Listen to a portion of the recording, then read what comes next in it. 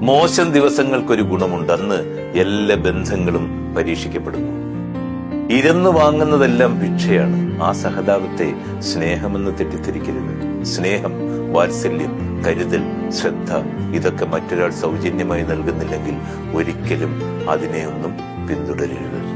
കാരണം അതിനൊന്നും ഒരു വിലയും ഉണ്ടാവില്ല. നമ്മുടെ വിലയറിയുന്നവർക്ക് നമ്മുടെ സമയവും സ്നേഹവും സൗഹൃദവും ഒക്കെ കൊടുക്കാവും. അതിനൊന്നും ഒരു ചെറിയ വില പോലും കൽപ്പിക്കാത്തവർക്ക് കൊടുക്കാനുള്ളതല്ല അതൊന്നും.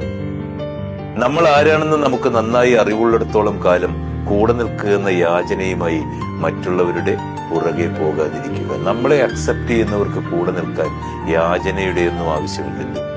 ഉപേക്ഷിക്കപ്പെട്ടിടത്ത് അപേക്ഷിക്കാൻ നിൽക്കാതെ തിരിച്ചു നടക്കാൻ ധൈര്യം കാണിച്ചാൽ ഒരു കാലത്തിനപ്പുറം നമ്മൾ ഇന്നെടുത്ത തീരുമാനത്തെക്കുറിച്ച് അഭിമാനിക്കാൻ കഴിയും.